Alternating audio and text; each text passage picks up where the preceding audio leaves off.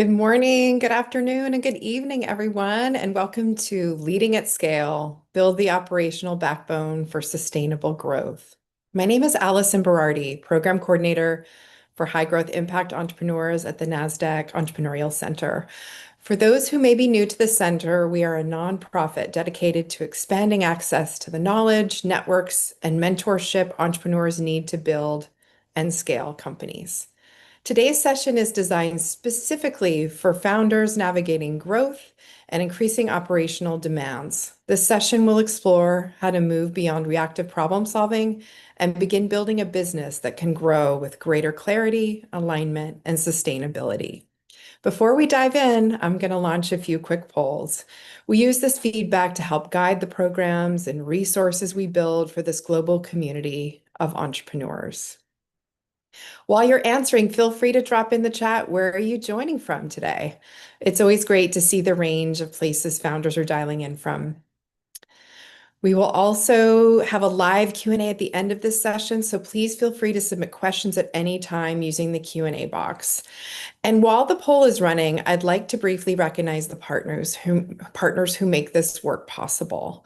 The programs we provide at the Nasdaq Center are supported by organizations including Nasdaq, Wells Fargo, JP Morgan Chase, KPMG, Walmart, the Asia Innovation Hub, Wilson Sonsini, the Narit Foundation, KKR, and BPM. Their support helps us expand access and knowledge for entrepreneurs around the world, and we're grateful for their partnership.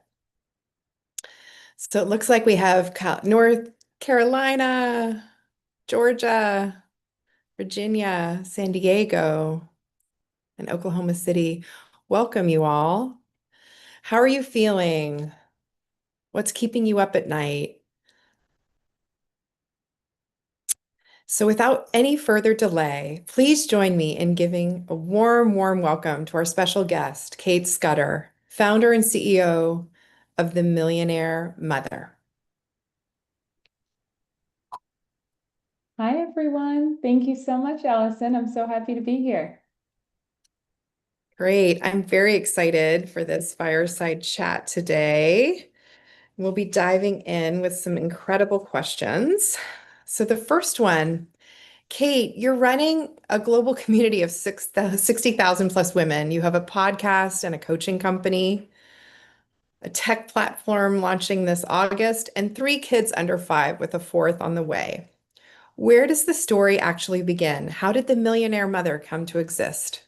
Oh my goodness. Okay, well, I have to take you all the way back to well before I became a mom. So I started my company back in 2017. I was actually living in Bali at the time, which is a whole other story. My background is in education. So I got my master's in teaching, thought I was going to become, a college professor, private high school teacher, very quickly burned out in that path. And I went to Bali for a women's leadership training, and that was the first place that I was introduced to digital entrepreneurship. So really laptop lifestyle. I met incredibly innovative founders at co-working spaces, sipping coconuts and being barefoot. And I'm like, wait a minute, hold on, I'm allowed to do this? I need to know more about entrepreneurship. And so I didn't start my business straight away. I had a lot of imposter syndrome, but after about a year of sitting on the sidelines and then finally getting myself the right support, I launched my company, which was effectively a life coaching company,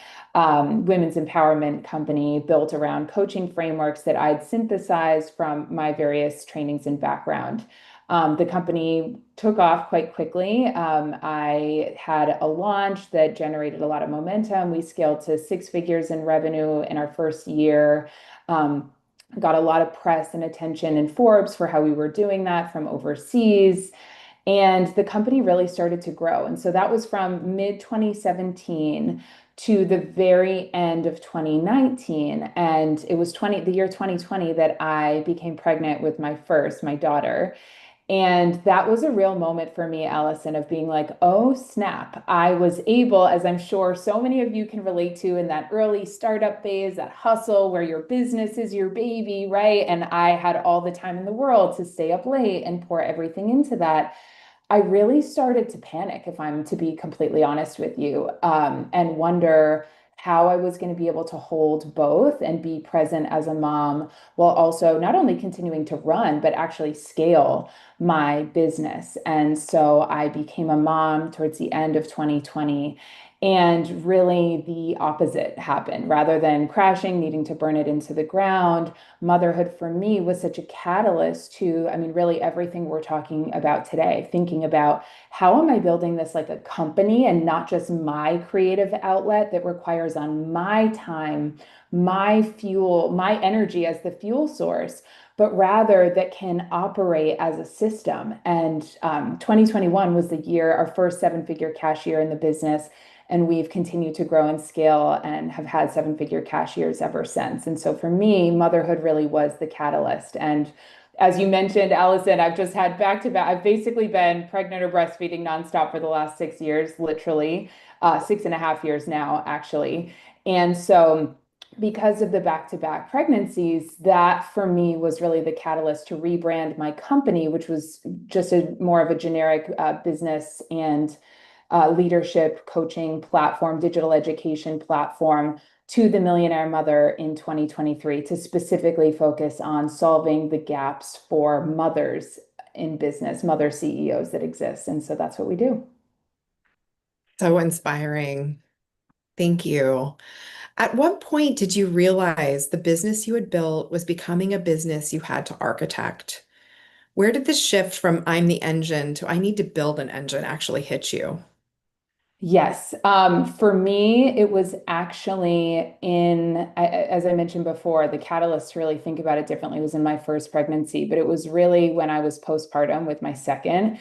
And I realized, oh, wow, I am the head of every department. Even though we have a team, the buck stops with me on absolutely everything. So if, and this is, I think, such an important intake or diagnostic for everybody here listening, like if even if you have a team, if you are actually the owner of every single system, so whether it's onboarding or sales or whatever department it is, then you don't actually have a leadership team. You just have a bunch of executors and not any owners. And so for me, that was really the catalyst to double down on our internal documentation process, double down on our expectations set for our team, and really elevate the standard. And that was it made such a huge difference.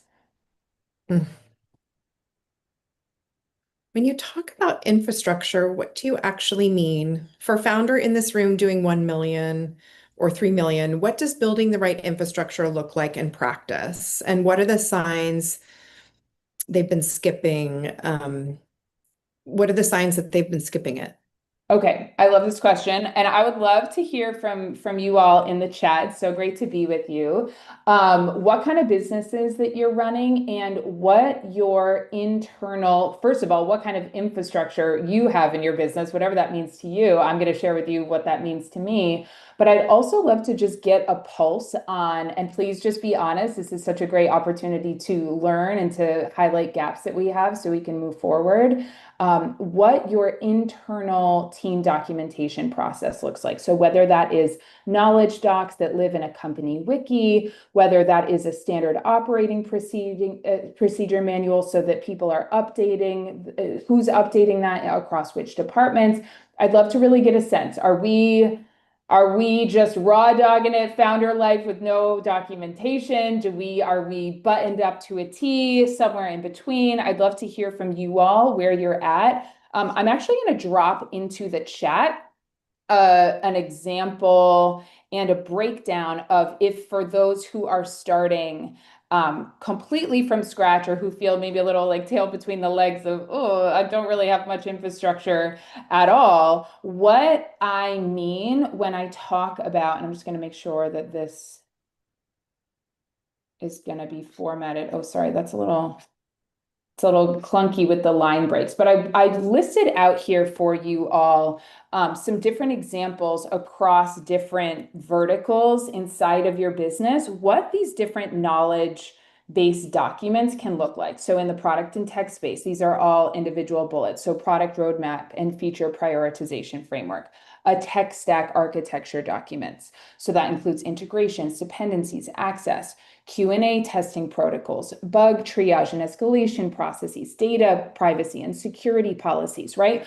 And I mean, you can see these on and on. For go to market, you've got your ideal customer profile, your brand voice and messaging guide, your marketing strategy and content pillars, your sales process and pipeline. For a lot of us, when we are in the weeds of actually growing, we're the founder, we're the visionary. Again, we're used to being that fuel source.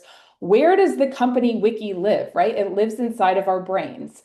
And that is amazing on many fronts, but it becomes a serious liability when you're not available.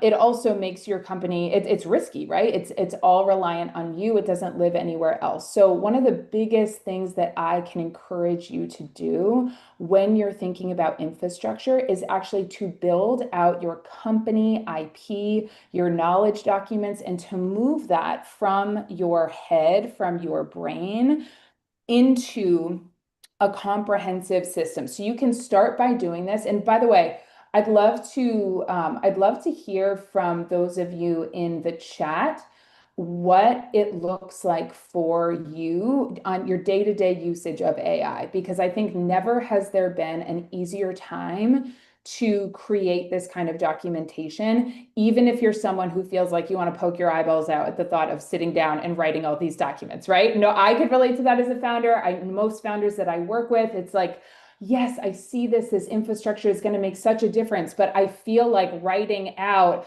a sales process and pipeline document, like I feel like, whatever.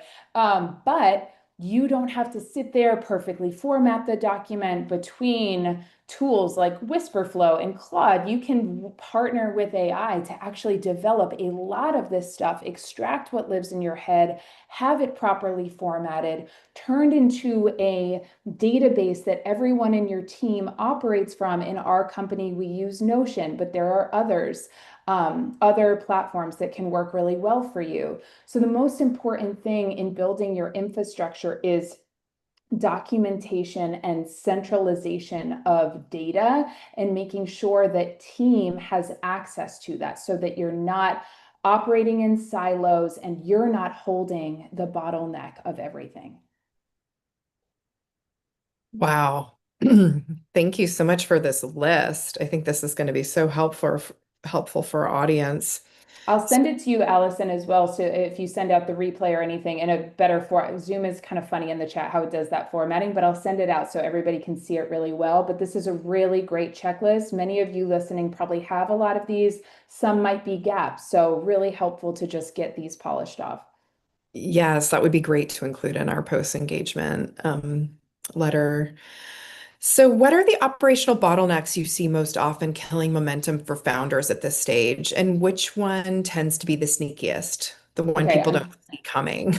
I'm so glad you asked this, and it's perfect because it looks like Catherine in the chat just asked or just mentioned this in her comment. I'm just not great at delegation, or I find that a task could just be done by me in 30 minutes, or I need it timely, but I don't know if the freelancer can fulfill it in time. That one, when we have a freelance team or we're working with contractors, not full-time employees, and we need it done quickly, I totally understand that gap. But I think the sneakiest one for founders is that impulse of, oh, I can just do it. Nobody knows it better than me. I'm going to just go ahead and do it. That mindset is the one that, again, is the hardest to overcome, but I think is the most essential to be able to truly set up your business, your back end, your enterprise for scale. If you are holding the belief, and I do a lot of this work with my founders, and this same exact thing applies really across other domains of life as well, certainly. But if you are operating from the belief that nobody's going to be able to do it as well as you, that's not actually just like a mindset problem. That tells me there is a documentation and a process gap, because the reality is there should be, in terms of actual tasks that need to be done, and this is my mindset inside of my business. I'm like, I want people surrounding me that can absolutely do things way better than I could. My domain as the CEO and the founder is not exceptional execution across all areas. It is the vision. It is owning the core relationships that the brand needs to be able to grow.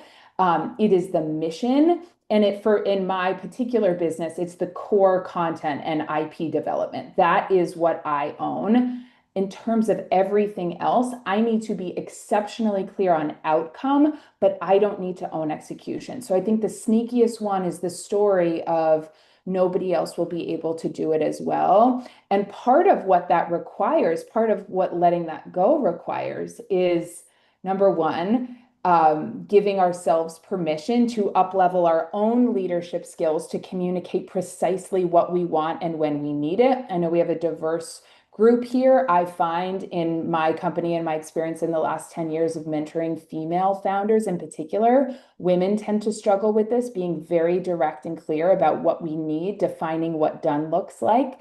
And we don't want to inconvenience somebody or seem, oh, I've already explained it once and they're not getting it. I feel bad, so I'm just going to do it. We have to be looking at process and making sure that we're building out processes, not just looking at quick fixes.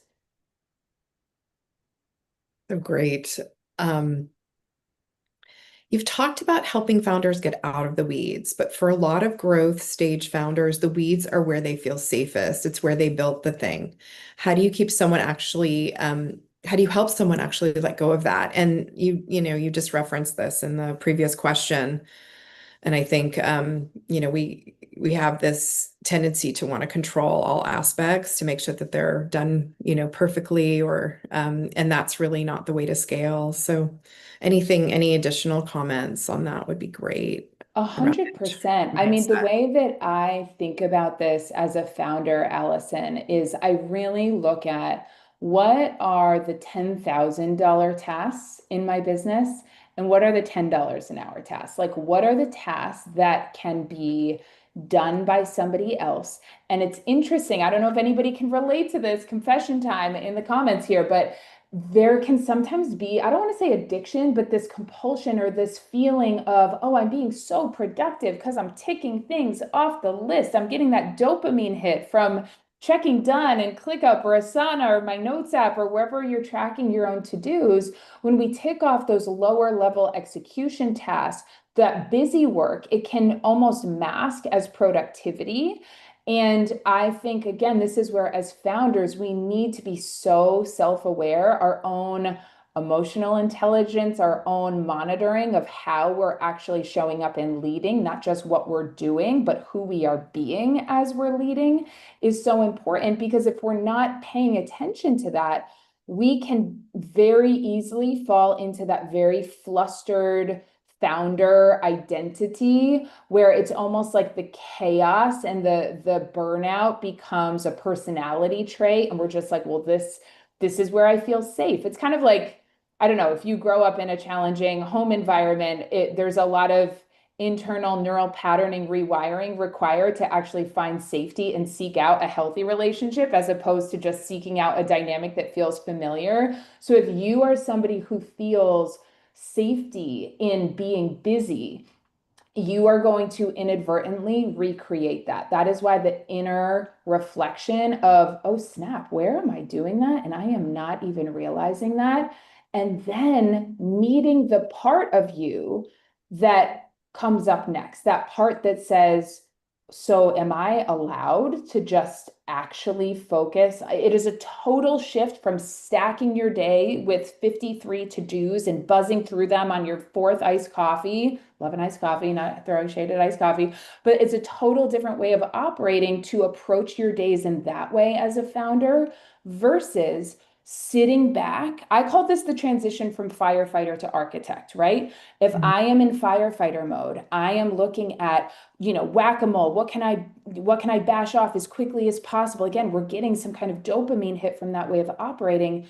The shift to architect requires zooming out, taking a breath, surveying from really this bird's eye view everything that is happening and thinking systemically about whatever chaos feels like it's present and solving that at the root, or better yet, identifying what resources and processes are required to solve that at the root, as opposed to individually reacting to each thing. And so that is a real internal discipline for the founder. And I really want to emphasize that you do not need to be yourself, depending on the stage of business that you're at and the stage of hiring. But once you hire your second in command, your integrator, your whether that is a COO, a fractional COO, but somebody who is truly an operations and systems expert, your job as the founder is to like get on board with exactly what I'm saying, not necessarily to be the perfect systems architect to actually build out the system and lead day to day the team and everything. Your job is to communicate that vision to your second in command and make sure that they are on board with that and building those systems. But your second in command is never going to do that highest level CEO founder work. That's really your job.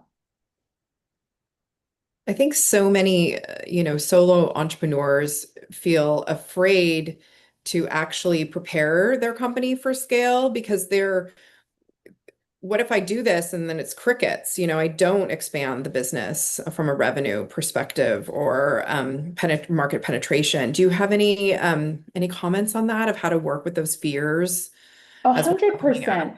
Well, what I would say to that is that if you are pre-revenue, pre any team members, you're going to be building scrappy. You are going to be every single department. I think that is inevitable in the earliest stage.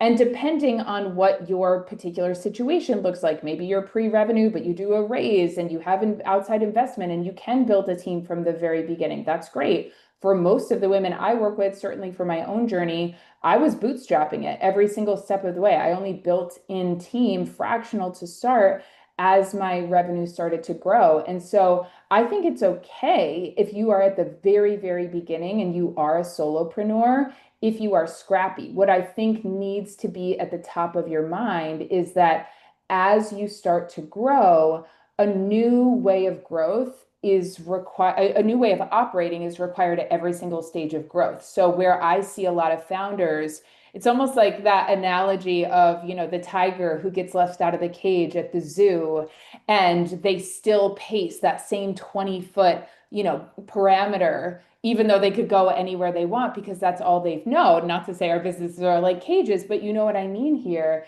If we are used to, oh, the muscle memory is I'm in super scrappy mode, but hang on a minute, I have 3 team members. Why am I grinding myself into the ground at 60 hours? It's time to start thinking differently. So I'm grateful for that question, Allison, and I do want to clarify. I don't think there's a way to avoid. I mean, if you found it, tell me. But I don't know if there's a way to avoid not being scrappy in the beginning. I think that's part of what has all of us in this game, but we need to be very mindful to not accidentally become enmeshed and entangled with that as our personality or the company's way of operating. That becomes a liability. Thank you. That was a great clarification. So talk us through how you think about team structure as the business scales. What does the org actually need to look like at 1 million versus 3 million versus 5? And where do founders tend to hire in the wrong order? Yes. Okay. So I think that at 1 million, you really need an integrator before anybody else. So this is the one person who can run operations so that you can run vision. And when I say integrator, again, this could be a director of operations, this could be a COO, this could be a fractional COO. There are plenty of businesses where this integrator role is actually operating on a fractional level, but that integrator is so important. And the way that I think about an integrator is somebody who is fluent in the level, and this is a mistake I see a lot of founders make, somebody who is fluent in the language of vision, but who is not responsible for originating the vision. I can't emphasize that enough. As the CEO, as the founder, vision is your domain. You need to be able to communicate it clearly for multiple reasons, right? But your COO or your integrator is somebody who needs to grasp vision, but be extremely literate. Think of it as your translator, right? They are your translator, translating vision into sequence, delegation, project management, uh, execution, managing the team who's running execution. So that integrator really is that most important second in command piece at the $1 million level. I would say even before the $1 million level, you are probably hiring. This is how it was for me, fractional or part-time executors. So people who are responsible for getting stuff done, right? In the weeds.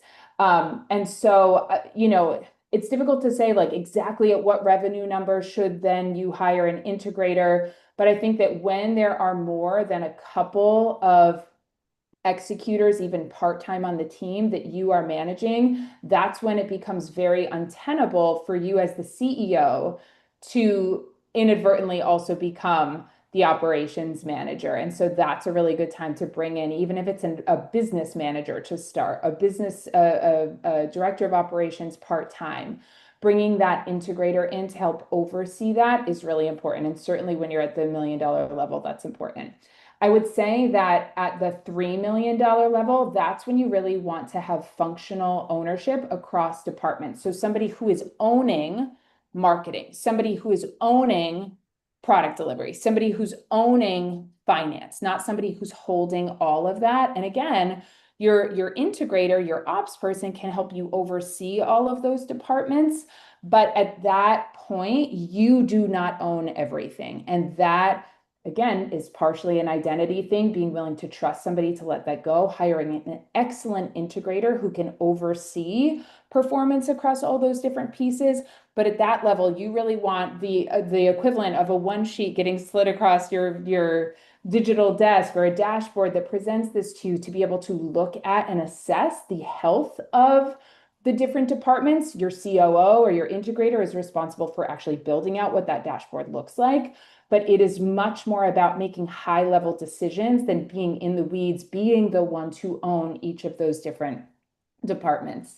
And then at the $5 million level, I would say that is really where you are thinking about managing. And I want to be careful with that word, even managing, because it's not like you're their manager, but you are really leading leaders, not just tasks. So I think anybody who's still really, really in the nitty-gritty weeds at 5 million, that is kind of indicative of more of like a CEO problem, not necessarily a team problem.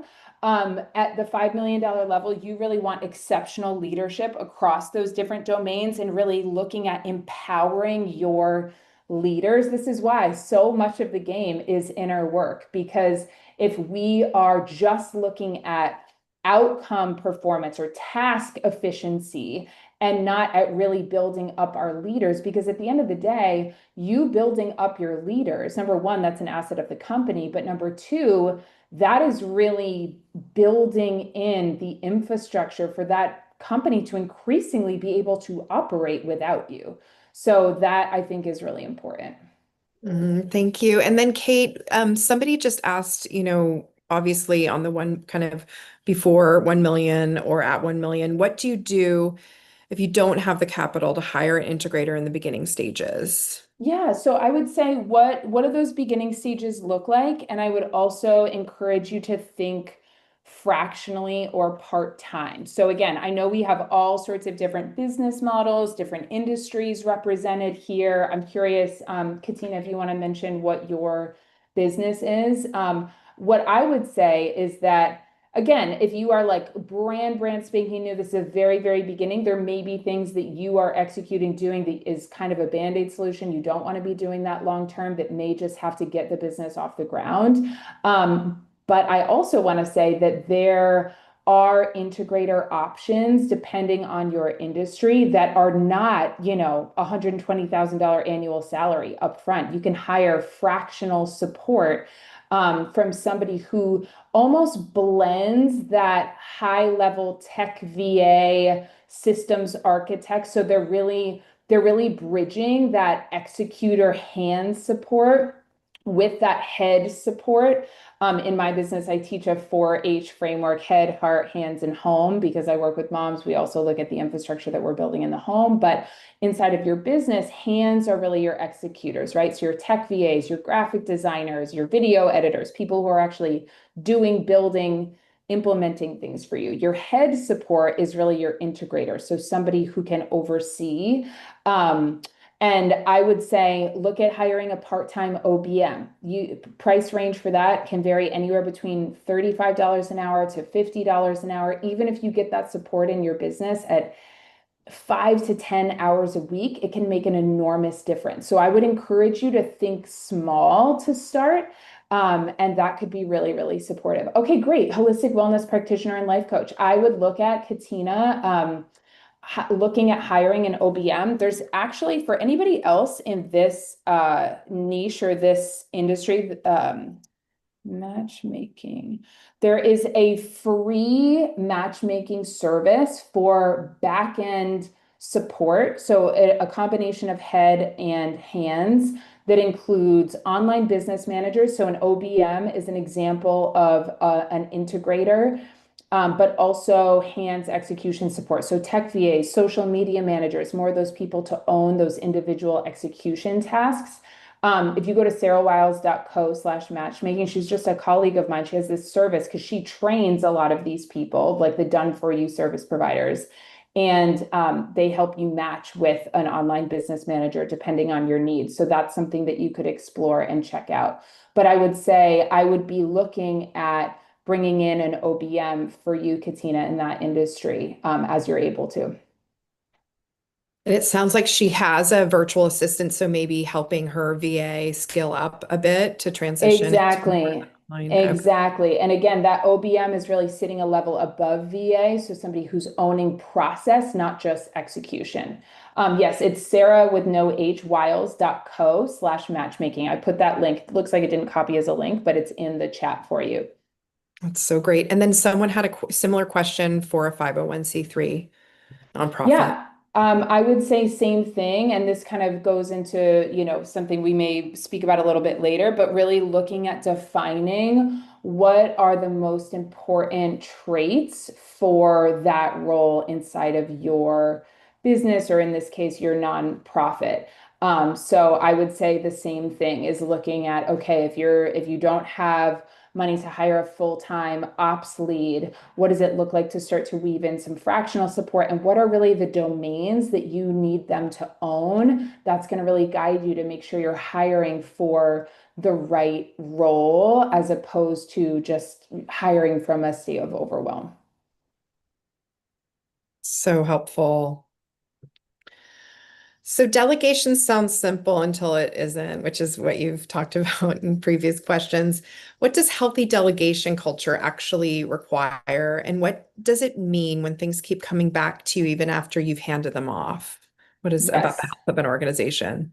Amazing. I would say that I'll answer that second part and then go back to the first. I would Okay. say if things keep coming back to you after they've been handed off, that is likely an indication, and this is so hard to like see ourselves in the mirror clearly as founders, but that's likely an indication that there's either not clear definition of done, so we'll talk about that in a minute, or there is a culture where you are still positioning yourself as the final authority on everything. And I would say this to founders who are even at that earliest stage.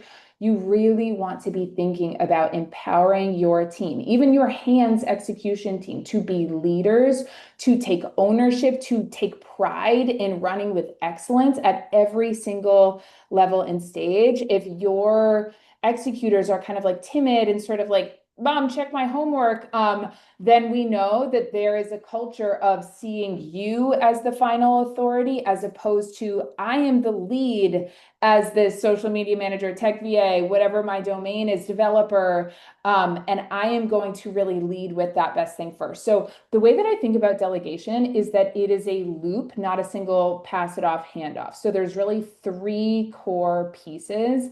The first is setting the standard. So that is really where you are defining done. Another way of thinking about that is outcome clarity. So the first step to being able to delegate successfully is to articulate very clearly, what does done look like? And I know this might sound meticulous and in the weeds, but it's so important. Hey, can you make sure to do that, write that post or whatever, write that LinkedIn post and have it prepared. Versus outcome clarity looks like, here is what I want this to look like. Here is where it goes. It needs to be spell checked and edited and formatted so it is ready to immediately copy and paste. And these are the kinds of things that, again, minimize 7 different back and forth inefficiencies as a message in Slack that then messily have to be repeated week after week, right? How many of us know that? And a lot of times we learn this through being in the process and having it feel super messy. But if you are starting with delegation, the first thing I want you to think about is outcome clarity and defining done for whoever you're passing it off to. The second piece is process design. So this is really your standard operating procedures. Can you list out exactly what has to happen? And you can do this in writing, or you can use one of my favorite tools for creating SOPs is Loom. Many of you are probably already familiar. Anybody already using Loom? Anyone for whom Loom is new? But Loom is a great way to just record and being able to narrate, screen share, so there is no ambiguity.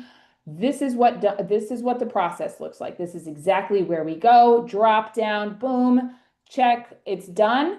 And then finally, that last piece of the loop is ownership. And so that is really to execution. So who is owning this? So we have defined done, there is outcome clarity, then we're moving into process design through SOPs, and then finally clear ownership assignment. And that's where the execution happens. And if that person who know, and part of defining done, by the way, also defines where are we what's the communication loop that signals that that task or that project has been completed. What does the status update looks like? A lot of times founders find, oh my gosh, I'm so annoyed at XYZ team member because I have to chase them. Well, did you tell them what you want? Do you want a status report every day, end of week? What is the communication? So really defining that from the outset so that when you assign ownership, then you, or ideally your integrator, is able to track and measure how that process is running, where that execution piece needs to be refined, but there's clear ownership that's been assigned. Great. And then I wanted to get Miguel's question, like, how do you evaluate effectiveness of an OBM or other people that you're delegating to? Oh my gosh, I love this question. Miguel, if your life doesn't feel easier, they're not doing their job. So this, and I have been through this the hard way. I've seen this from founders that have really struggled with this. Somebody who, let's say, for example, they're a systems architect. So they're great at building out a project management space. I had this in my company years ago. This was back in 2019, but somebody who built out the most beautiful, like could have been in a museum, ClickUp backend workspace for us. The problem was, and this was actually, and anytime, again, humble pie to say and to own, but anytime there's a team member problem, it's a CEO problem. And we have to be willing to take that ownership. I was frustrated with her at the time, but what I didn't realize is I hadn't been clear. I didn't do what I just told you to do, which is define done. I told her, I feel crazy. I'm in the weeds, build a system. But what I really needed to say is I need a system that then you own, you make sure you are following up with everyone, and you make sure that that performance management is in your domain. She thought, I just have to build the system. I just have to make it look pretty and ClickUp. And then everyone's going to be able to run with it. Meanwhile, we needed that leadership, that ownership from her. So when you say, how do I know if that person evaluate the effectiveness? Your integrator's number one job is to buy back your capacity and your bandwidth as the CEO. So the way to measure that is the time you're spending in the weeds, the time you're spending in the nitty gritty, the time and bandwidth and emotional energy that you're spending going into all of those different pieces. If an integrator or an OBM is doing their job well, they are taking that meaningfully off your plate. Now, you not meddling in there just to be busy, I see this a lot with founders at all stages. I see this with founders who have exited their companies and find like, that muscle memory of trying to be involved. Like, who am I now? That comes after we exit, but it also comes after we delegate, right? And so making sure that you're tracking that as well. Wow, this is so helpful, Cait. I think we're going to transition just in a little bit to some questions in the Q&A box. So Mia says, for those of us that are solo consultants that work in the service provider areas, how do you recommend we approach scale? Are there specific areas we should prioritize? Okay, sorry, I want to visually see this question. So those who work in the service provider, as in like delivering, Probably as in coaches, you health per practitioners, yeah, that kind of I thing. see. I'm gonna Um, I'm gonna paste it in the chat for you oh too. yeah, great. Sorry, thank you. If you could do that, try to Absolutely. visually see it. This is There great. it And is yeah, if right anyone here. else has questions, please feel free to pop them in. Those of us that are solo consultants that work in the service provider areas, how do you recommend we approach scale? Are there specific areas we should prioritize? Yes. So what I would say is, especially in the service provider area, and again, not sure what domain of service, but likely part of your business is you delivering something, right? And so you have an aspect and an element of your time that is tied up in actually client work and client delivery. So one of the questions that I would ask you is, what are all of the non-client delivery related pieces, which ostensibly is the biggest revenue generator inside of your business that you don't need to do? So I would think about administrative support. So how can we build out systems that streamline the other aspects that are not service provider areas? So I'm just going to give this as an example. I'm not exactly sure, Mia, what your business is, but let's say you are a graphic designer, okay? And you work on brand design, graphic design, web design for clients.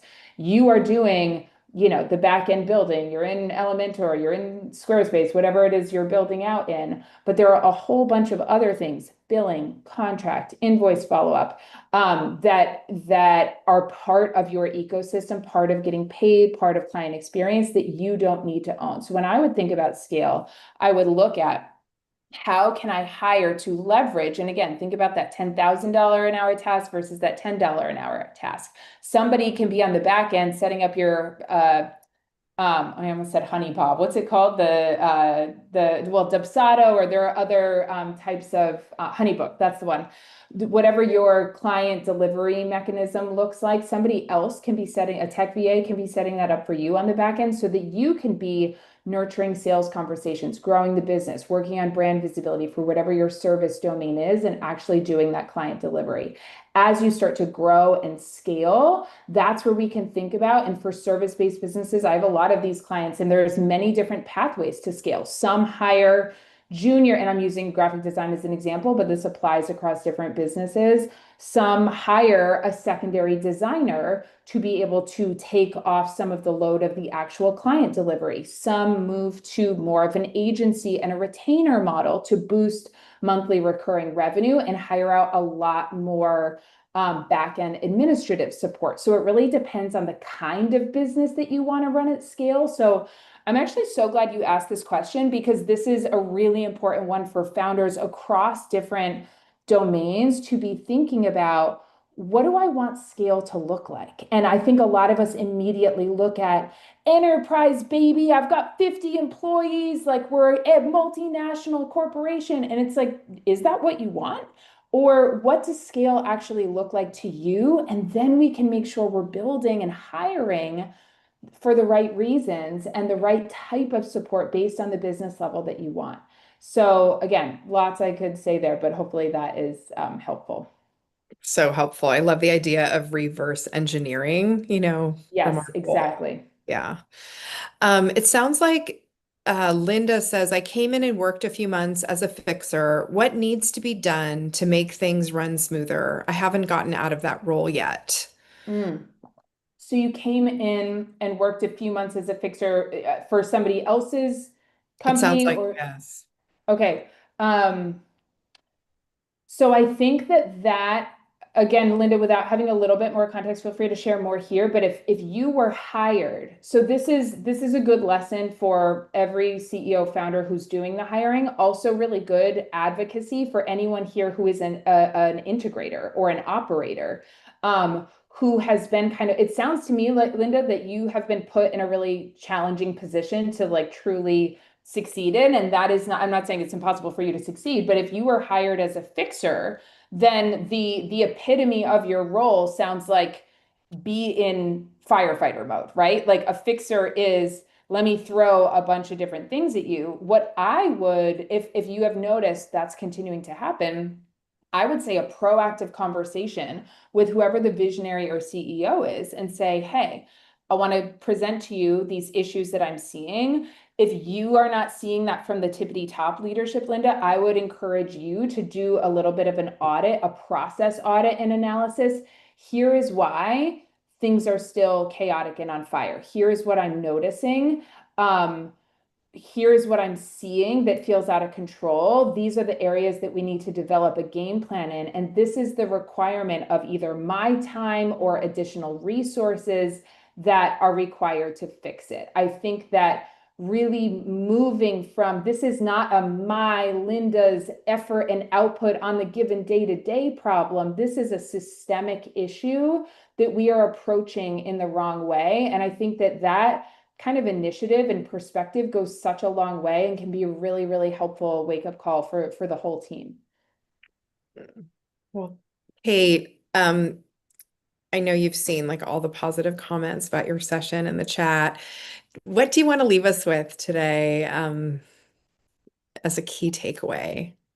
Yeah, I really would just say audit your bottlenecks. Like really look at where are you holding on to things to feel relevant, to feel important because you're afraid to let go. And write it down, look at it, have that honest conversation with yourself because that really becomes, that information becomes the moment that you get to start building differently. And this is just such a practical nitty-gritty one, but build out those company knowledge documents. Download Whisperflow on your phone, audio dictate, start to move some of that IP that lives inside of your head outside of you so that you can see it and you can hand it off wherever you are, whether you are a solopreneur, whether you already have a team of 20. If you have documentation of how things run, how things operate, mission, vision, values, all these different pieces across the company, you are going to be able to lead that team so much more effectively. So that's what I would say. Oh, well, thank you so much, Cait, for your time today You're and so speaking to welcome. and speaking to our community and sharing your insights and setting such a great overview. On behalf of the Nasdaq Entrepreneurial Center and everyone in attendance today, we sincerely thank you for joining us. We would love for you to join us for our upcoming webinars. You can view the upcoming events by using the link in the chat. Thank you all so much for joining us today, and we look forward to welcoming you back online with us very soon.